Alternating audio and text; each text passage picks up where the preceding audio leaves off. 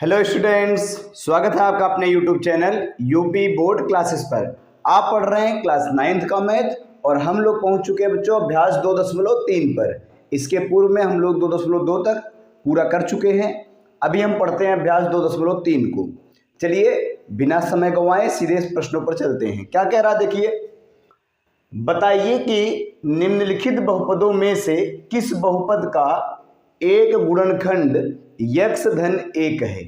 पूछ रहा है कि बताइए कि निम्नलिखित बहुपदों में से किस बहुपद का एक गुणनखंड यक्स धन 1 है। तो बच्चों ऐसे तो आपको डायरेक्ट में प्रश्न समझ में नहीं आएगा और ना ही समझ में आया होगा। पहले तो आपको एक मिनट के लिए 2 मिनट के लिए हम आपसे टाइम लेकर के बताते हैं कि गुणनखंड क्या होते हैं।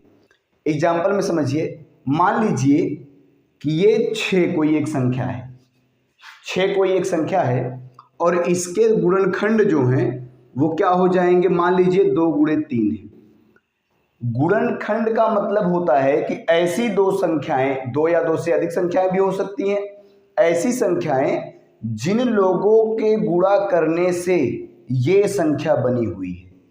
इसमें एक और संख्या ऐड कर सकते हैं आप, 1 गुणे 2 गुणे 3 से मिलकर के 6 बनता है। सच में बनता है, 2 तिहाई 6 एक्का में 6, तो 1 गुणे 2 गुणे 3 से मिलकर के 6 बनता है। तो इसका अर्थ हुआ 6 के गुणनखंड 1 गुणे 2 गुणे 3 है। अगर हम आपसे पूछें बताओ यहाँ पर हम क्या लिखें ताकि ये गुणनखंड पूरा हो जाए, बोलो क्या लिखें। सर कैसे निकालें हम इसको? निकाल सकते हो, कैसे निकालोगे ना, इस 6 में इसी 3 से भाग कर दो, 3 दूना 6, देखो 2 निकल कर आ गया। इसका मतलब यहाँ पर यही 2 था। तो हम 2-3 विधि से ऐसा कर सकते हैं, निकालने के 2-3 तरीके होते हैं। पहले गुणनखंड का मतलब समझिए, जिन संख्याओं का गुणा हो करके ये पहली संख्या बनी थी, तो जो ये अलग अलग खंड संख्याएं हैं ना, इसी को गुणनखंड कहते हैं। जो अलग अलग मतलब खंड में संख्याएं हैं उसे क्या कहते हैं? गुणनखंड कहते हैं। अब पूछ रहा है इसमें से क्या गुणनखंड यक्स धन 1 इनमें से किसी का है? इसका अर्थ क्या हुआ? इसका अर्थ ये हुआ एक बहुपद रहेगा यक्स धन 1 और दूसरा बहुपद क्या है वो हमको पता नहीं है। क्या ऐसी कोई संख्या हो सकती है क्या कि जिसका गुणा यक्स धन 1 में कर दो तो ये प्राप्त हो जाए? क्या ऐसी कोई बहुपद ऐसा हो सकता है क्या कि उसका गुणा, उस बहुपद का गुणा अगर यक्स धन 1 से कर दो तो ये प्राप्त हो जाए? क्या ऐसा कोई बहुपद हो सकता है क्या कि उसका गुणा अगर यक्स धन 1 से कर दो तो ये प्राप्त हो जाए? क्या ऐसा कोई बहुपद हो सकता है क्या कि उसका गुणा अगर यक्स धन 1 में कर दो तो ये प्राप्त हो जाए? हम कैसे जानेंगे सर? हम कैसे जानेंगे कि ऐसा कौन सा बहुपद है जिसमें उसका गुणा करो तो ये मिल जाए? हो सकता है हो भी, हो सकता है ना भी हो। तो हम कैसे चेक करेंगे? तो चेक करने का ये तरीका है, ये बता रहे हैं हम आपको, ये प्रोसेस होता है चेक करने का। कि पहले आप एक काम करेंगे, जो गुणनखंड दे रहा है बच्चों यक्स धन 1, यहाँ से हम हल कर रहे हैं, यक्स धन 1 को आप किसके बराबर मान लीजिए? 0 के बराबर मान लीजिए। किसके बराबर मान लीजिए? 0 के बराबर मान लीजिए। 0 के बराबर मानने के बाद बच्चों यहाँ से यक्स का एक मान निकल कर आ जाएगा। क्या निकल कर आएगा? यक्स बराबर 1 को भेज दो इस पक्ष में तो चला जाएगा -1, दाहिने पक्ष में जाते ही यक्स का एक मान आ जाएगा -1। यक्स का मान कितना आ गया? -1। यही यक्स का मान -1 हम उठा करके बारी बारी इसमें और चौथे वाले में प्रश्न में सब में रखेंगे। जिसका मान 0 हो जाए वो उसका गुणनखंड रहेगा, जिसका मान 0 ना हो वो गुणनखंड नहीं रहेगा। चलिए पहले में रख के ही चेक कर लेते हैं। देखिए यक्स की जगह पर कितना रखना है? -1। तो देखो जहां यक्स है वहां रख देते हैं -1 का क्यूब, क्योंकि घात 3 था तो हमने घात 3 लगा दिया, यक्स की जगह हमने -1 लिख दिया। और प्लस में है -1 का स्क्वायर और प्लस में है -1 और प्लस में है आखिरी में 1। चलो हल करके देख लेते हैं कि 0 हो जाएगा कि नहीं हो जाएगा। देखिए -1 का क्यूब, वैसे तो 1 के घात में कुछ भी हो 1 ही आता है, लेकिन ये -1 है ना, जब ये -1 है तो इसको हम करेंगे, देखिए क्या करेंगे, सुनिए, -1 का घात 3 बच्चों -1 ही आता है। नहीं पता कैसे, ऐसे -1 का क्यूब मतलब -1 गुणे -1 गुणे -1, 1 इकन्ना में +1 हुआ और फिर से -1 में गुणा करना है। अरे तीसरे वाले में भाई इन दोनों का किए तो 1 आया, तीसरे वाले में गुणा करोगे तो 1 इकन्ना में फिर से 1 आएगा, लेकिन वो माइनस में आएगा। इसका मतलब ये है अगर ये घात सम रहेगा तो उत्तर प्लस में आएगा, अगर ये विषम रहेगा तो उत्तर माइनस में आएगा।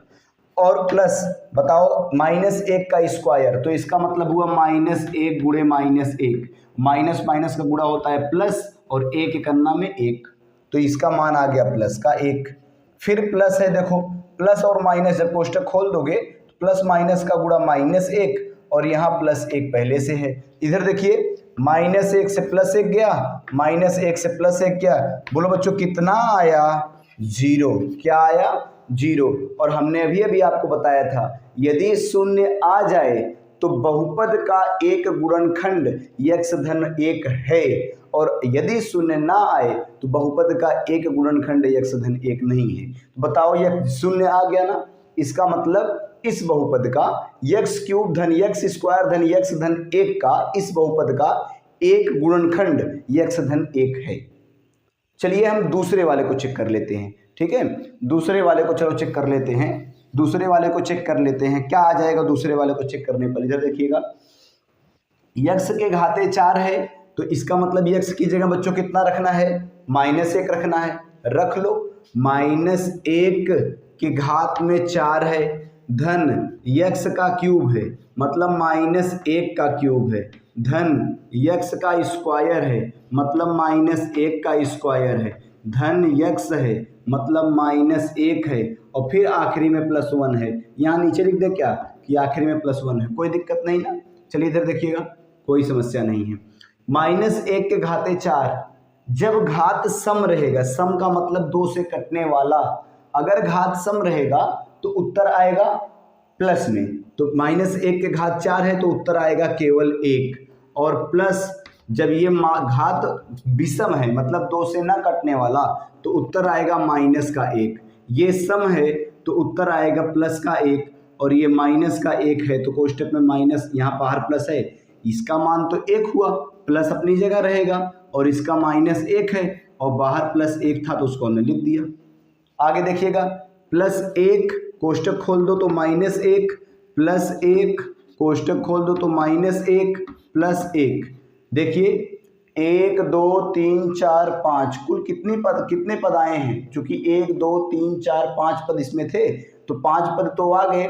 इसका मान हुआ बच्चों +1, इसका मान हुआ -1, तो ये तो कट गया +1 -1, इसका मान हो गया +1 और इसका मान हो गया -1, ये भी कट गया। लेकिन आखिरी में क्या बच जा रहा है, आखिरी में बच जा रहा है केवल 1। बताओ क्या शून्य आया, नहीं बताओ शून्य आया, नहीं आया ना। जब शून्य नहीं आया तो इसका अर्थ ये हुआ कि x धन 1 जो है ना इस बहुपद का गुणनखंड नहीं है। x धन 1 इस बहुपद का, किस बहुपद का, x के घाते 4 धन x के घाते 3 धन x का स्क्वायर धन x धन 1, इसका गुणनखंड नहीं है।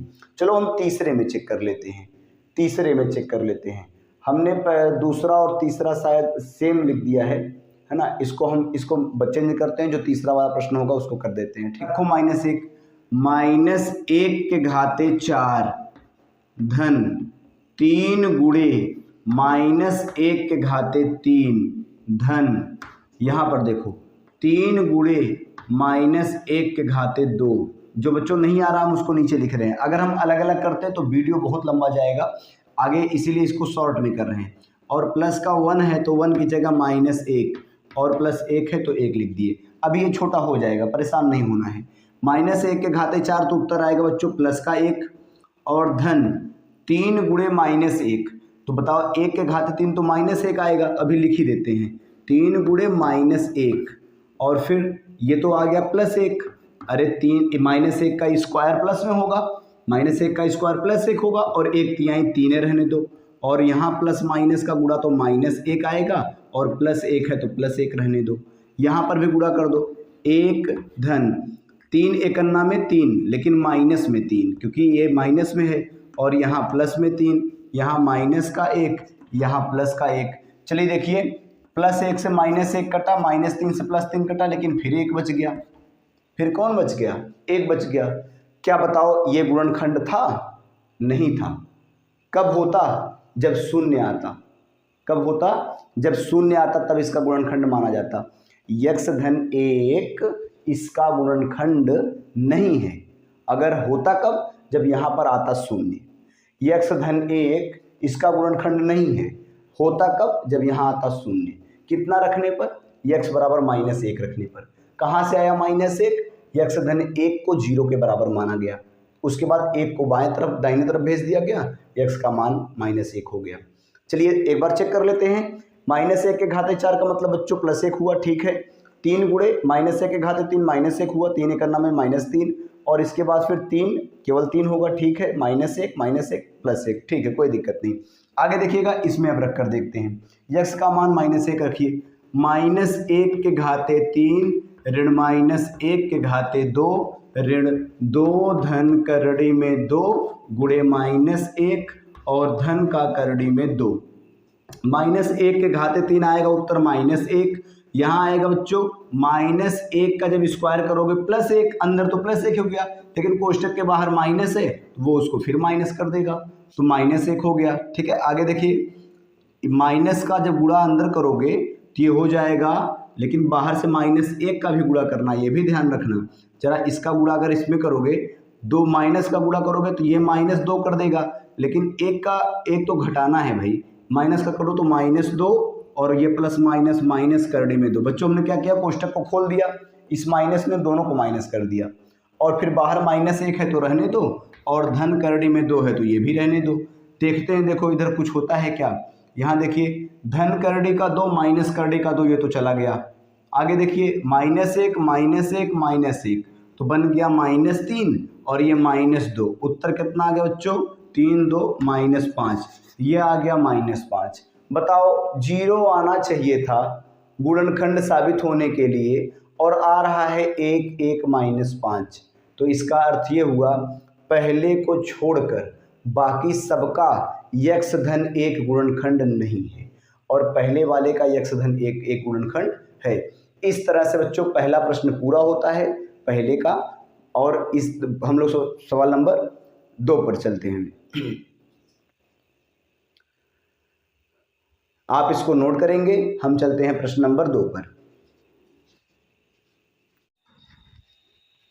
पहला आप कर लिए होंगे। प्रश्न नंबर 2 देखिए, गुणनखंड प्रमेय लागू करके बताइए कि निम्नलिखित स्थितियों में से प्रत्येक स्थिति में gx का मतलब ये x धन 1, x धन 2, x धन 3, ये इसका एक गुणनखंड है कि नहीं। अरे भाई वही बात है पुरानी वाली, ये इसका एक गुणनखंड है कि नहीं है, ये इसका एक गुणनखंड है कि नहीं है, ये इसका एक गुणनखंड है कि नहीं है।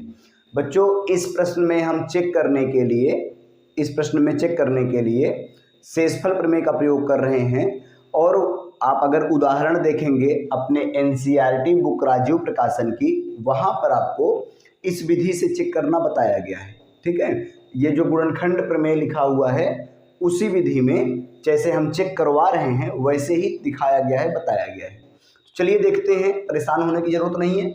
जैसे गुणनखंड प्रमेय विधि आएगा, हम अगले प्रश्न में आपको चौथे वाले प्रश्न में गुणनखंड प्रमेय विधि से ही हल करना है, तो उसको हम उसी विधि से बताते हैं। चलिए लिखिएगा, gx बराबर दे रखा है x धन है, पूछ रहा है ये इसका एक गुणनखंड है कि नहीं। तो पहले आप हल में करिए, एक काम करो बच्चों, एक काम तुरंत करो। x धन 1 को सुनो यहाँ पर हम कोने कर देते हैं। देखो x धन 1 को मान लो किसके बराबर? 0 के। यहाँ से x का मान इधर जाएगा तो -1। सबसे पहला काम आप यही कर लिया करो। अब x का मान -1 आ गया, यही उठा के इसमें रख दो, इस बहुपद में रख दो। अगर 0 आ जाए तो है, नहीं आए तो नहीं है, बात खत्म। रख के देखो, यहाँ देखो रखते हैं, देखिए 2 2 x क्यूब, x की जगह -1 क्यूब, धन x स्क्वायर -1 का स्क्वायर, और फिर ऋण 2 गुणे -1 और फिर आखिरी में भी -1। चलो इसको हल कर दो। -1 के घाते 3 का मतलब बच्चों -1 होगा, -1 का गुणा 2 में करोगे तो -2 ही होगा, और -1 का स्क्वायर +1 होता है तो ये +1 ही आएगा। और यहाँ पर देखिए -2 गुणे 1, 2 एकन्ना में +2 और आखिरी में -1 है तो रहने दो। आगे क्या मिलता है, -2 से +2 +1 से -1 मिलकर क्या आ गया, अंत में क्या बचा, 0 बचा। क्या बचा बच्चों, 0 बचा। अरे जब 0 बच गया तो इसका मतलब x धन 1 इसका एक गुणनखंड है। चलिए अगला चेक करते हैं। पहले आप करेंगे क्या, x धन 2 बराबर क्या मान लोगे बच्चों, 0। x बराबर -2 आ गया यहाँ से, अरे 2 भेज दो दाहिने पक्ष में भाई, x को दाहिने पक्ष में भेज दो तो आ गया x का मान -2। रख दो इसी में, जहाँ पर बोल रहा है px में, वहाँ p की जगह -2 रख दो, -2 इसी तरह लगाया जाता है। x के घाते -3 मतलब 2 के घाते -3 मतलब -2 के घाते 3। आगे देखिएगा धन 3 और x स्क्वायर है तो मतलब -2 का स्क्वायर है, धन 3x है तो धन 3 गुणे -2 है, और आखिरी में +1 है तो +1 लिख दिया गया। इसको हल करिए, 2 के घाते -2 के घाते 3, इसका मतलब 2 दूना 4 दूना 8, लेकिन बच्चों माइनस में 8। बात समझ रहे हैं कि नहीं समझ रहे हैं, जब घात विषम होता है तो उत्तर चिन्ह माइनस के साथ आता है। और धन 2 का स्क्वायर तो हुआ बच्चों 4, वो भी प्लस में, क्योंकि माइनस का गुणा -2 में, अरे -2 का स्क्वायर का मतलब -2 गुणे -2, 2 दूना में 4 और ऋण का गुणा ऋण में होगा तो प्लस आ जाएगा। तो आगे देखिएगा प्लस हो गया 4 और 4 तिहाई प्लस का 12, और यहाँ पर 3 दूना 6, लेकिन कैसा, ये माइनस में है तो -6 और लास्ट में +1 है तो लिख दो। आगे देखिएगा क्या जोड़ने क्या घटाने लायक है, 8 और 6 14 तो -14 और फिर प्लस का 12 और धन 1 में है, 12 और 1 हुआ 13, ये हुआ -14 और ये हुआ +13। कुल मिलाकर उत्तर क्या बच रहा है, -1 बच रहा है। क्या बच रहा है, -1। और जब -1 बच रहा है तो सोचना क्या, ये गुणनखंड नहीं है इसका, अरे ये इसका गुणनखंड नहीं है। अगर 0 बच जाता तो गुणनखंड था।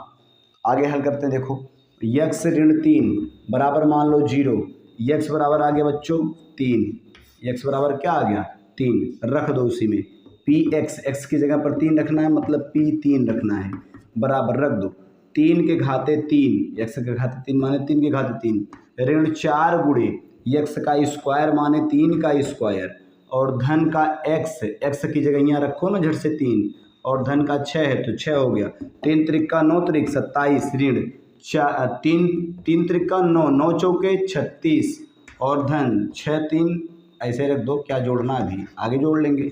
आगे देखिएगा 6 3 9 और 27 और 9 कितना होगा, 6 3 9, सब प्लस वालों को जोड़ लो, 6 3 9 और 9 और 27, 9 और 27 कितना होगा, 27 10 होता है 37 तो हो गया 36, प्लस 36 और -36 कितना निपट गया, कितना आया भाई, अरे 0 आ गया भाई 0। और 0 आने का मतलब आप जानते हैं, इसका अर्थ ये हुआ कि x -3 इसका इस बहुपद का एक गुणनखंड है। कौन सा नहीं था बच्चों, ये नहीं था, बाकी पहला और तीसरा था। आप प्रश्नों को देख लीजिए ध्यान से, इनको नोट कर लीजिएगा, और नोट करने के बाद हम चलते हैं अगले प्रश्न पर। आप इसको नोट करिए।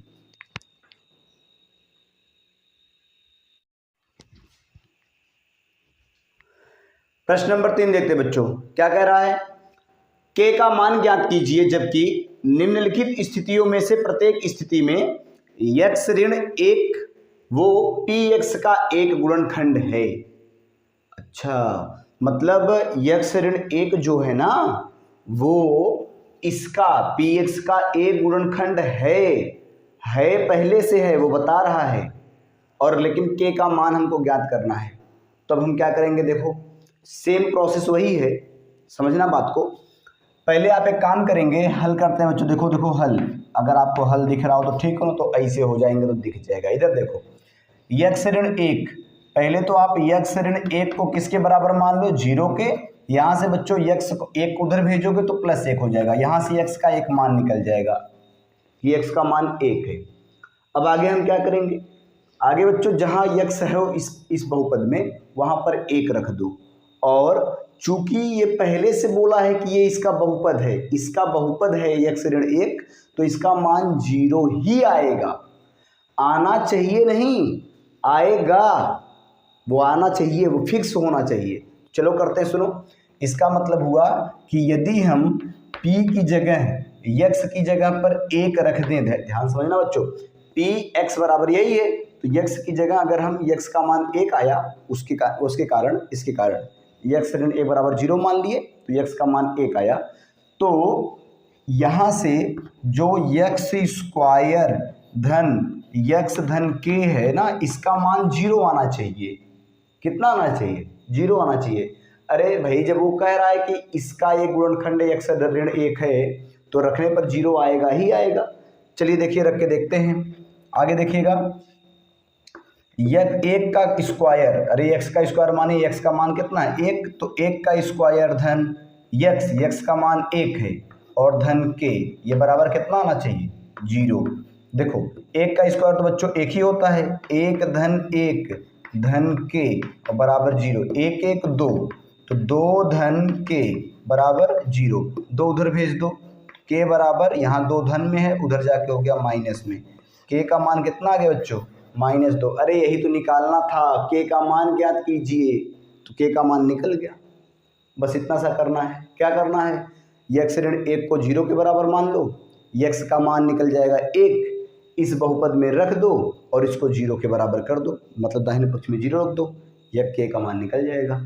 चलिए इसमें रख कर देखते हैं कितना रखना है। मान तो यही रहेगा बच्चों, तीनों के लिए मान यही रहेगा, इसके लिए भी और उसके लिए, बल्कि 4 सवाल हैं, अभी एक और इसमें कराया जाएगा, पर अभी इसको देखिए।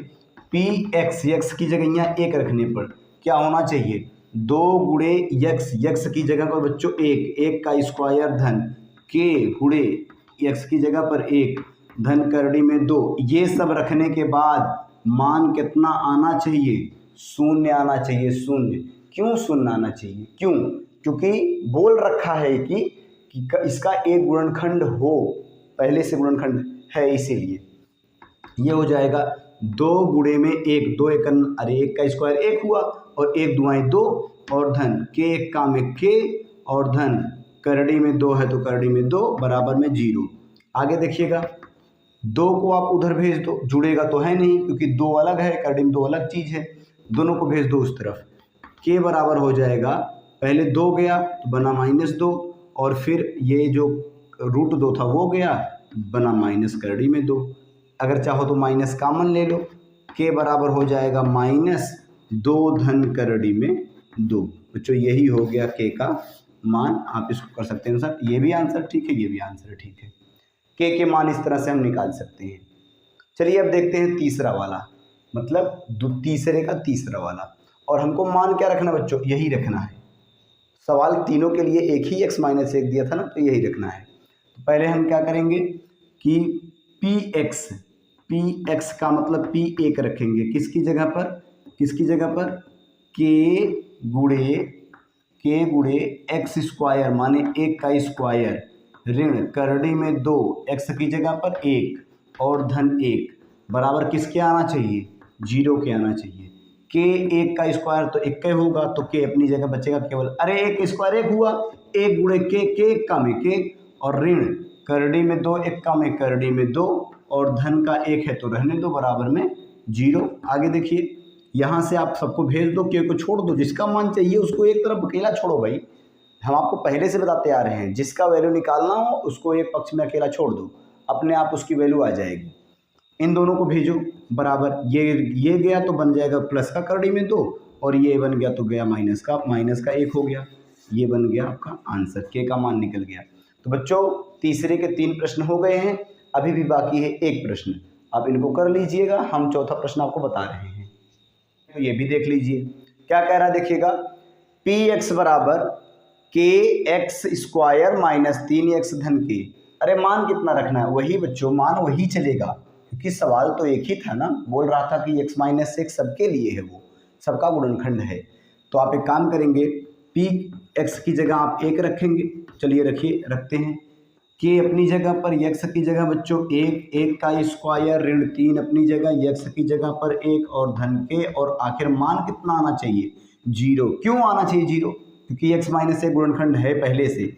तो ये हो जाएगा एक का स्क्वायर एक, के एक का में के, और ऋण 3 एकाना में 3, और धन का के है तो के रहने दो, और बराबर का जीरो। के 2 के 2 के, और ऋण 3 और बराबर में जीरो, 3 उधर भेज दो, हो जाएगा 2 के बराबर प्लस का 3 है। 2 को भी हटाओ, क्या काम है इसका, हमको के का मान चाहिए।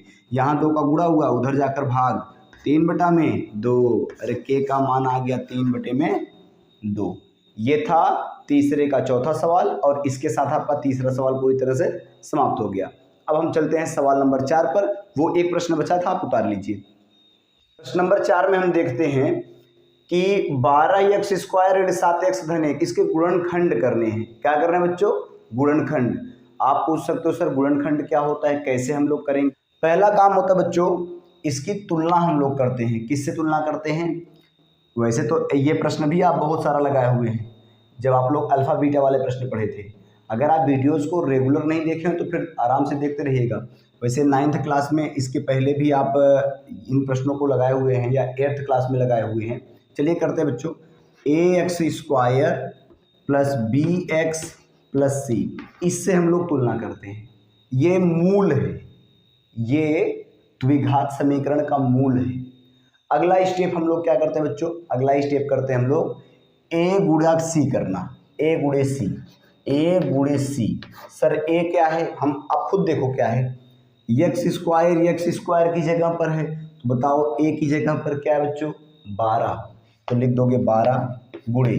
अच्छा चलो, b x की जगह पर x है, b की जगह पर तो -7 है, तो c की जगह पर क्या है? 1 है। c की जगह पर क्या है?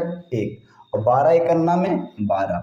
अब इसी 12 को ध्यान रखना, ये मध्य पद को तोड़ना, इस विधि को कहते हैं मध्य पद को तोड़ना।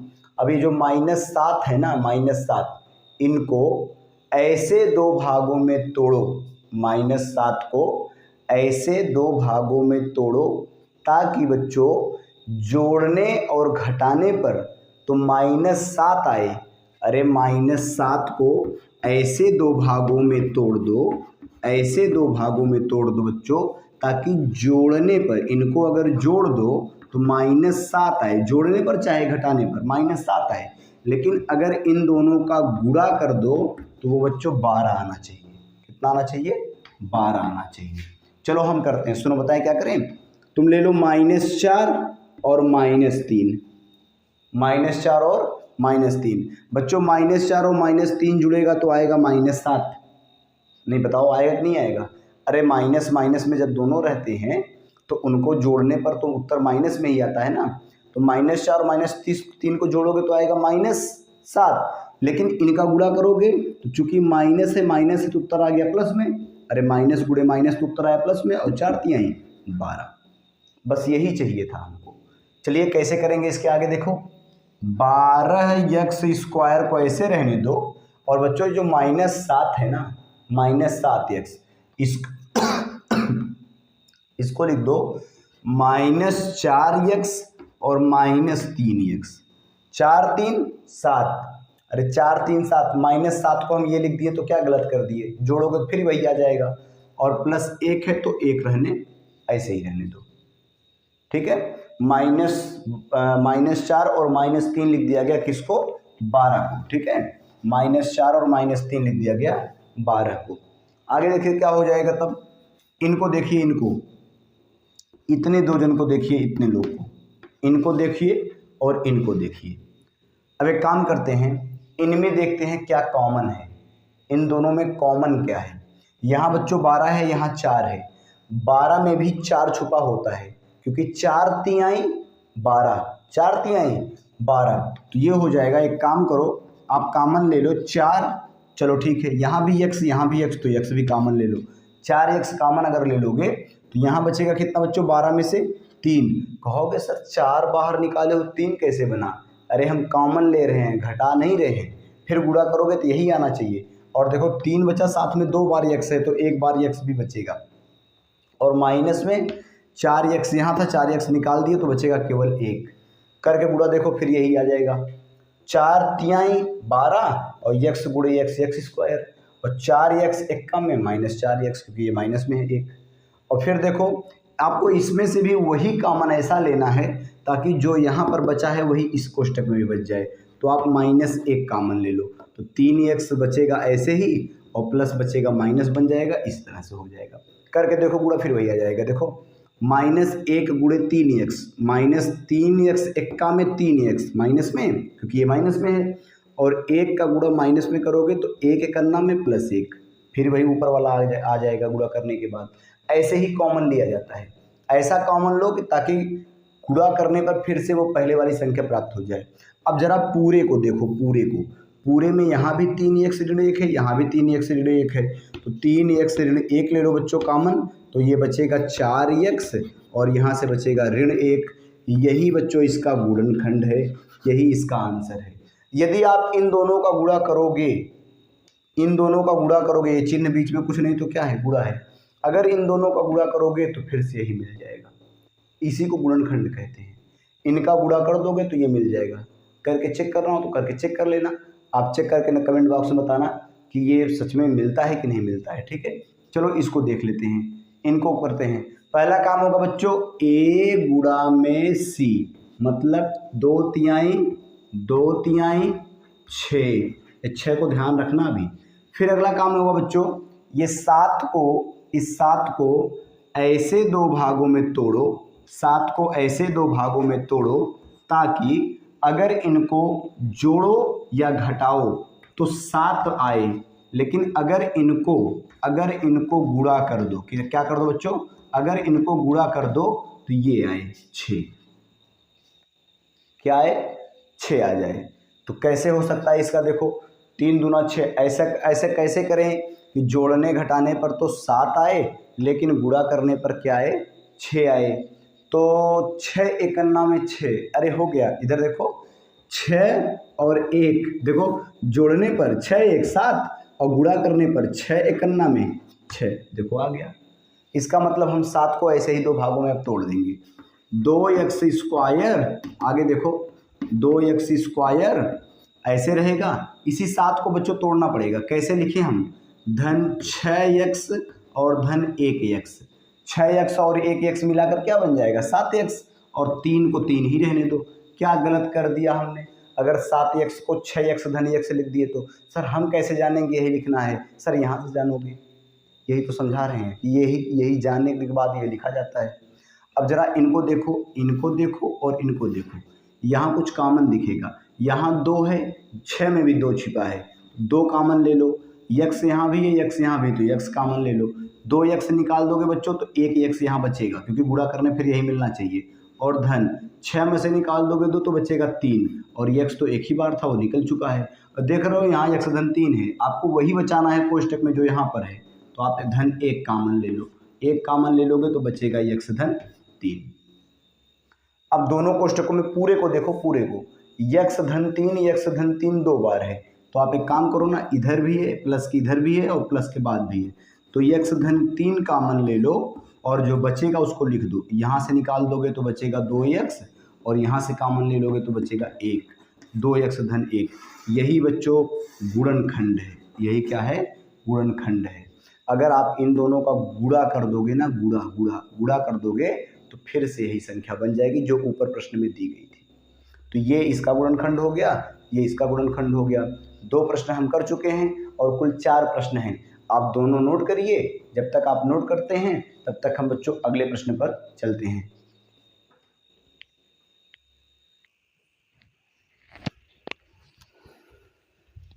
चलिए बच्चों, प्रश्न नंबर 4 का तीसरा और चौथा जो बचे हुए 2 प्रश्न थे उसको हम करते हैं, ठीक है। कह रहा है 6x² धन 5x ऋण 6। आपको पता है प्रोसेस क्या करना है, सबसे पहले a गुणे c।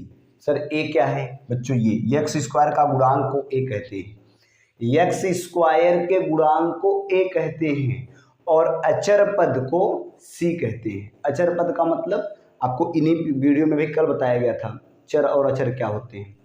तो अचर का मतलब भाई 1 2 3 4 5 6 7 8 ये सब अचर पद कहलाते हैं, और x y z a b c d k l m ये सब चर पद कहलाते हैं। तो पहले आपको करना पड़ेगा बच्चों a गुणे c, 6 गुणे 6, 6 छहा के 36, यहाँ लिखते क्या, 6 गुणा में 6 बराबर हो गया 36। इसके बाद क्या करना पड़ता है सर, इसके बाद आपको 5 को ऐसे 2 भागों में तोड़ो। 5 को बच्चों, 5 को तोड़ना है ऐसे 2 भागों में, समझना मेरी बात को। 5 को ऐसे 2 भागों में तोड़ो ताकि यदि इन दोनों को जोड़ो या घटाओ तो उत्तर तो 5 आए। जोड़ने या घटाने पर उत्तर तो 5 आए, लेकिन अगर इन दोनों का गुणा कर दिया जाए तब उत्तर 36 आए। ये आए 36, मतलब a गुणे c का मान आए। जब इन दोनों का गुणा हो तो उत्तर 36 आना चाहिए। अब बताओ ऐसे कौन 2 संख्याएं हो सकती हैं ताकि जोड़ने या घटाने पर तो 5 आए लेकिन गुणा करने पर 36 आए। हम बताएं, 9 और 4, 9 में से 4 गया 5। हम बोले थे ना जोड़ने या घटाने पर, केवल जोड़ने की बात नहीं है। 9 में से 4 गया 5 और 9 चौके 36। तो अब आपको करना क्या बच्चों, इस 5 को ऐसे ही 2 भागों में तोड़ देना है। 6x², और सुनो अब 5 को लिख सकते हो 9x ऋण 9 में से कितना घटा दे 4x, 9x ऋण 4x और ऋण 6 आखिरी में था उसको लिख दो।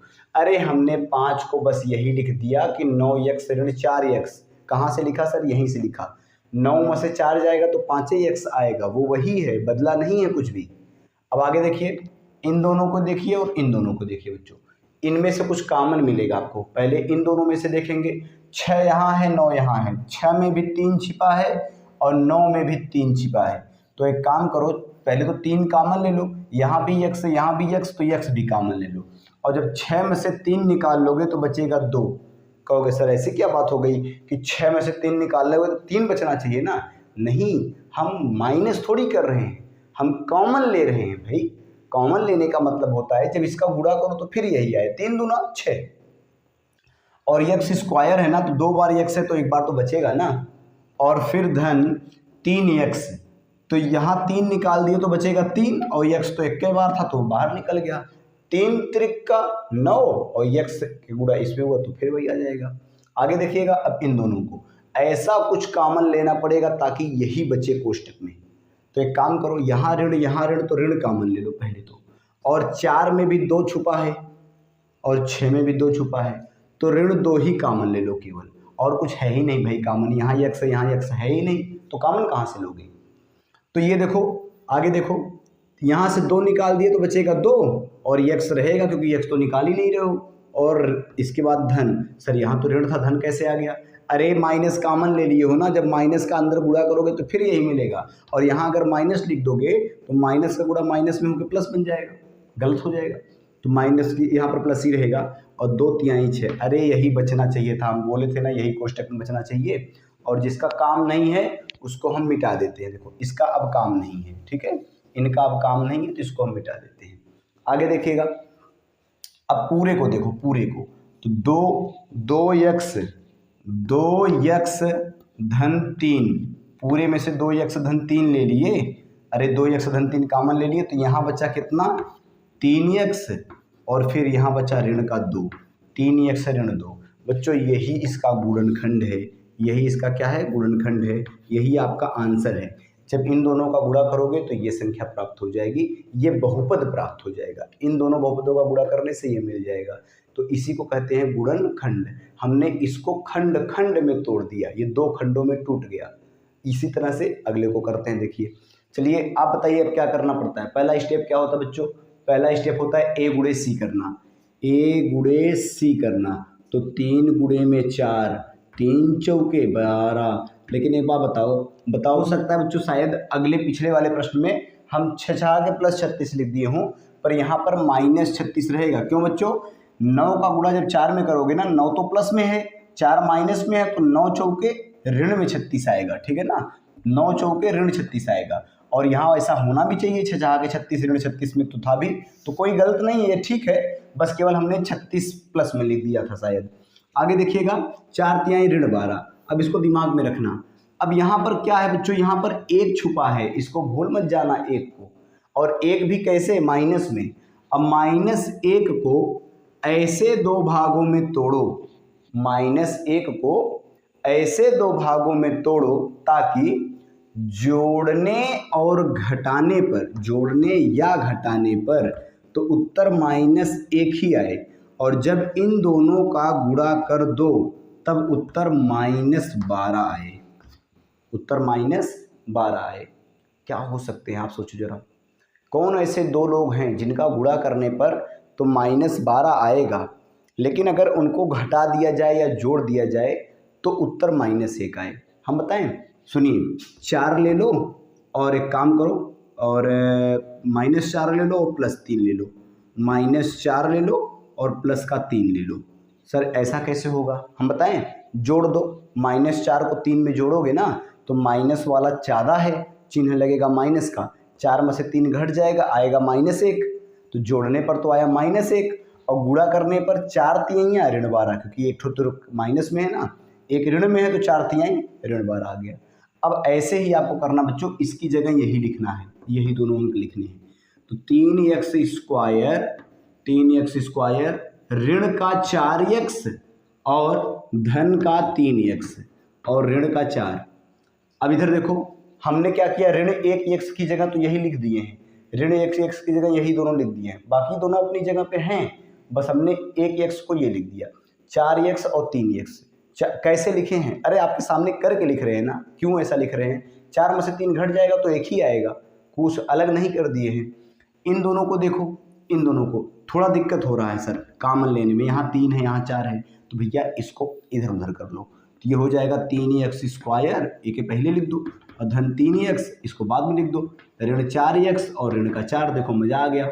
अब कॉमन लेने में यहाँ 3 तो 3 कॉमन हो गया, यहाँ x तो यहाँ x तो x कॉमन हो गया, यहाँ 3x में से केवल x बचेगा और धन यहाँ पर केवल 1 बचेगा, क्योंकि 3x तो कॉमन ही हो गया, क्योंकि इसका फिर गुणा करोगे तो यही मिलना चाहिए ना, 3x एक काम है 3x और 3x गुणे x का मतलब 3x²।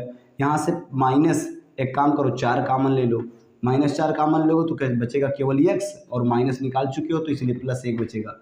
अब अंदर गुणा करो ना बच्चों, फिर यही मिल जाएगा आपको, थोड़ा सोचना पड़ेगा आपको भी कि 4 गुणे x का मतलब हुआ 4x और माइनस और प्लस का गुणा माइनस, फिर माइनस का गुणा प्लस में तो माइनस और 4 × 4 वो मिल गया, दोनों कोष्टक में सेम चीज़ मिलना चाहिए। तो एक काम करो, x धन 1 फिर कॉमन ले लो पूरे में से, तो ये बचेगा केवल 3x और ये बचेगा ऋण 4, तो ये हो गया बच्चों आपका आंसर, और यही आपके गुणनखंड हैं। अरे कौन से खंड हैं, गुणनखंड। इन दोनों का गुणा करोगे तो यही संख्या मिल जाएगी, करके चेक कर लेना, गुणा करना आता हो तो, ना आता हो तो सुन लो, x का गुणा करोगे इसमें, फिर x का गुणा करोगे 4 में, फिर 1 का गुणा करोगे इसमें, फिर 1 का गुणा करोगे 4 में, इतना करके देख लेना, वही आ जाएगा। तो आप लोग इसको कॉपी कर लीजिए बच्चों। हम लोग चलते हैं प्रश्न नंबर 5 पर, और वो होगा अभ्यास का आखिरी प्रश्न। अब हम लोग करते हैं प्रश्न नंबर 5। प्रश्न नंबर 5 में कुल 4 प्रश्न हैं, और चारों प्रश्न थोड़े लंबे जाएंगे, इसकी वजह से थोड़ा वीडियो लंबा हो सकता है, पर कोई बात नहीं, आपको समझ आना चाहिए, इसी पर हम लोग काम करेंगे, ठीक है। चलिए क्या कह रहा है, इसका गुणनखंड ज्ञात कीजिए। अब ये है बच्चों त्रिघात बहुपद, कैसा है, त्रिघात बहुपद, मतलब जिसकी सबसे बड़ी घात कितनी है, 3 है। और याद रखिएगा, अगर त्रिघात बहुपद है ना, तो इसका जब गुणनखंड करेंगे तो ऐसे 3 बहुपद आएंगे, जैसे पिछले सवाल का जब गुणनखंड करते थे तो 2 कोष्टक में बचता था कुछ, अब जब करेंगे तो कुछ 3 कोष्टक में आएगा, और अगर उन तीनों का गुणा करोगे तो ये संख्या ये बहुपद हमको मिल जाएगा। पर वो तीनों ज्ञात कैसे करें, तो थोड़ा सा इसमें आपको दिमाग ज़्यादा लगाना है। कैसे करेंगे बच्चों, x³ 2x² को आप ऐसे लिख दो बच्चों, प्लस x² ऋण 3x²। बोलो क्या गलती कर दिए, हमने 2x² को इस तरह से लिख दिया, मतलब 3 माइनस में और 1 प्लस में, 3 में से 1 जाएगा तो 2 ही आएगा, 3 में से 1 जाएगा तो 2 ही आएगा, और वो भी माइनस का ही आएगा क्योंकि ये माइनस वाला बड़ा है। अरे हमने बच्चों इसको इतना लिख दिया है, देखो इतना, इतने का हल करोगे तो यही आएगा, करके देख लो। 3 में से 1 जाएगा, 2 बचेगा। और माइनस x को लिख दो -3x और धन 2x। अरे भाई क्या दिक्कत है, 3x में से 2x जाएगा तो क्या आएगा, 1x आएगा। और 3x माइनस में है, ये प्लस में है, तो बड़ा वाला ज़्यादा है तो उत्तर माइनस में ही आएगा। और आखिरी में 2 था तो 2 लिख दिए। बोलो क्या दिक्कत हो गई। इतने को बच्चों हमने x की जगह पर लिखा है, जितना हम कोष्टक में कर रहे हैं। ऐसा क्यों कर रहे हैं बच्चों, कॉमन बनाने के लिए। यहाँ देखो x स्क्वायर, तो x स्क्वायर कॉमन ले लो, बचेगा क्या, यहाँ से बचेगा, यहाँ 2 बार है, 3 बार है तो 1 बार बचेगा। और धन यहाँ कुछ नहीं तो एक ही बचेगा, क्योंकि x स्क्वायर तो बाहर निकाल दिए। और इन दोनों में देखो ऋण 3 भी कॉमन है और x भी कॉमन है। और जब ऋण 3x कॉमन ले लिए तो यहाँ बचेगा x और फिर धन का 1। सर ऐसा कैसे, अरे जब दोनों माइनस में है और माइनस बाहर कॉमन ले लिए ना, तो धन ही बचेगा अंदर। और पहली बात तो आपको तीनों कोष्टक में एक ही चीज़ बचाना है। और आगे देखिएगा, धन 2 कॉमन ले लो तो बचेगा x धन 1। तीनों कोष्टक में देखो बच गया। अरे इन दोनों में से कॉमन लिए हैं यहाँ पर, इन दोनों में से। आगे देखिएगा, पूरे में से x धन 1 कॉमन ले लो, पूरे में से x धन 1 कॉमन लोगे तो बचेगा x स्क्वायर ऋण 3x धन 2। और बच्चों आप इनको पहचानते हो, अरे इनको पहचानते हो, द्विघात समीकरण। इसके पहले ही अभी सॉल्व किए हो 4 सवाल सॉल्व किए थे। चलो अब इनको पकड़ो और इनको तोड़ो, और इनको ऐसा तोड़ो कि ये फिर 2 भागों में टूट जाएं और कुल मिला के बन जाए 3 भाग। हम शुरू में ही बताए थे कि इसके 3 भाग आएंगे। चलिए x धन 1 को ऐसे रहने दो, x धन 1 को ऐसे रहने दो और जरा इनका इलाज करो। पहले आपको क्या करना पड़ता है, यहाँ 1 छुपा है, 1 का गुणा करोगे 2 में, 2 एक करना में 2, 2 का ऐसा गुणनखंड करो कि ऋण 3 के बराबर आए। तो ऐसे लिख सकते हो, देखो x स्क्वायर और ऋण 3 के बराबर आना चाहिए कि ताकि 3 को ऐसे भागों में तोड़ो 2, ताकि जोड़ने घटाने पर तो ऋण 3 आए। तो लिख सकते हो ऋण 2x और ऋण x, और इसका गुणा करोगे तो 2 एक करना में 2 ही आएगा, वो भी प्लस में, और धन में 2। आगे देखो x धन 1 को ऐसे ही रहने दो, इससे कोई मतलब नहीं। आगे इनमें से देखो, इनमें से कॉमन लो, x और 2x में से यहाँ से कॉमन ले लोगे, कितना लोगे, x कॉमन ले लो। कोष्टक बदलना पड़ेगा बच्चों थोड़ा सा। x कॉमन ले लिए अगर तो बचेगा क्या, x कॉमन लेने पर इन दोनों में से बचेगा x ऋण 2, और यहाँ से ऋण 1 कॉमन ले लो तो बचेगा x ऋण 2। आगे देखिएगा x ऋण 2 2 बार है ना, तो x धन 1 इसको बाहर रहने दो, यहाँ x ऋण 2 कॉमन ले लो, तो x ऋण जब 2 ले लोगे तो बचेगा x ऋण 1, तो x ऋण 1, ये आपका आंसर हो गया। ये क्या हो गया, आपका आंसर हो गया। चूंकि बच्चों ये त्रिघात बहुपद था तो इसीलिए 3 गुणनखंड आए हैं। कितने गुणनखंड आए हैं, 3, कुल मिलाकर के 3 गुणनखंड आए हैं। ये आपका प्रश्न पूरा होता है, 5वें का पहला प्रश्न। चलिए इसको सॉल्व करते हैं। दिया है x क्यूब, ये भी त्रिघात बहुपद है। अब चारों प्रश्न त्रिघात बहुपद वाले हैं। कह रहा है x क्यूब, अच्छा आप एक काम करो ना, ऋण 3x स्क्वायर को कुछ इस प्रकार भी लिख सकते हो। क्या लिख सकते हो, लिख सकते हो ऋण का 4x स्क्वायर, अब इसको पहले इसको कर दो, लिख सकते हो प्लस x स्क्वायर ऋण 4x स्क्वायर। बोलो क्या दिक्कत है। अरे भाई इसको हल करोगे फिर यही आएगा, 4x में से 1x जाएगा तो 3x बचेगा। और 9 को लिख दो ऋण में 4x और ऋण 5x। बोलो क्या दिक्कत है, 4 और 5 जुड़ जाएगा, बचेगा आ जाएगा -9। दोनों माइनस में ही लिखे हैं ना, तो दोनों माइनस का रहेगा तो दोनों जुड़ जाएगा, 4 और 5 9 बनता है, और माइनस आखिरी 5 है तो 5 रहने दो। क्यों ऐसा किया गया सर, बता रहे हैं क्यों। यहाँ से x स्क्वायर कॉमन ले लो, यहाँ बचेगा x धन 1। अब बच्चों अस्थाई होकर के नहीं, थोड़ा तेज चलना पड़ेगा आपको। यहाँ से -4x कॉमन ले लो, बचेगा x धन 1, और यहाँ से -5 ले लो, बचेगा x धन 1। पूरे में x धन 1 कॉमन है तो x धन 1 कॉमन ले लो, बचेगा क्या, x स्क्वायर ऋण 4x ऋण 5। बच्चों ये है द्विघात समीकरण, इसको तोड़ना पड़ेगा फिर से, ठीक है। द्विघात समीकरण को x धन 1 को ऐसे ही रहने दो, कोई दिक्कत नहीं है।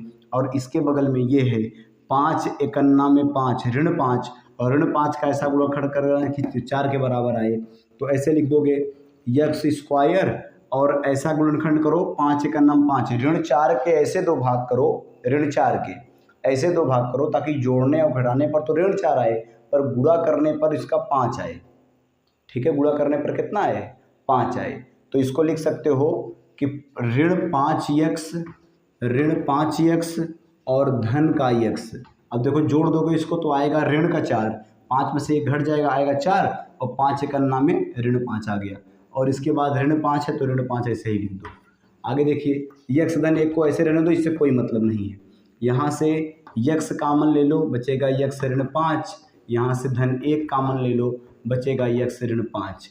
और आगे बच्चों इनमें से फिर कामन ले सकते हो यक्स धन 5, यक्स ऋण 5, यहाँ से यक्स ऋण 5 कामन ले लोगे तो यहाँ बचेगा यक्स धन 1।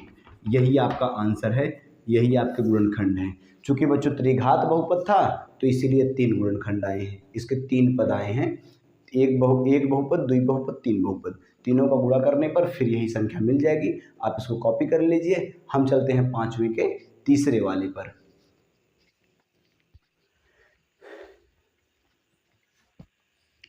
यह है बच्चों 5वें का तीसरा और 5वें का चौथा प्रश्न। चलिए करते हैं। वैसे तो बच्चों ध्यान दीजिएगा मेरी बातों को, यहाँ हमको 20 के गुणनखंड करने पड़ते हैं। उसके बाद उन गुणनखंड में से कोई एक मान रखना पड़ता है इस पूरे बहुपद में, और जहाँ से ये शून्य हो जाए, जिस मान पर ये शून्य हो जाए, उसी मान में से एक गुणनखंड बनाया जाता है, और उसी एक गुणनखंड के बदौलत इसको सॉल्व किया जाता है। ठीक है, हम आपके लिए थोड़ा आसान करके बता रहे हैं, तरीका सब वही है, हम आपके लिए थोड़ा आसान करके बता रहे हैं। इसको गलत नहीं समझिए, मेथड गलत नहीं समझिएगा। इसको देखिए कैसे कर सकते हैं, यक्स क्यूब और इसको लिख सकते हो प्लस यक्स स्क्वायर धन 12x स्क्वायर। बोलो 13 को हमने ये लिख दिया तो क्या गलत किया, 12x स्क्वायर और एक x स्क्वायर मिलाकर क्या बनेगा, 13x स्क्वायर तो बनेगा। और धन 32x को हमने लिख दिया 12x धन 20x। बोलो क्या गलत लिख दिया, 12 20 32 से तो होता है, और धन 20 है लास्ट में तो 20 लिख दिए। चलो कामन लो, यहाँ से कामन लो, यक्स स्क्वायर ले लोगे तो बचेगा यक्स धन 1, यहाँ से धन 12x कामन ले लो तो बचेगा यक्स धन 1, और यहाँ से धन 20 कामन ले लो तो बचेगा यक्स धन 1। पूरे में से यक्स धन 1 कामन ले लो तो यक्स धन 1 कामन लेने पर बच्चों बचेगा यक्स स्क्वायर धन यहाँ से बचेगा 12x धन यहाँ से बचेगा 20, यक्स स्क्वायर धन 12x धन 20। अब आगे देखिएगा, इसका अब क्या करें, अरे ये द्विघात वाला है ना, तो यक्स धन 1 को ऐसे रहने दो और चलो इसको निपटा देते हैं।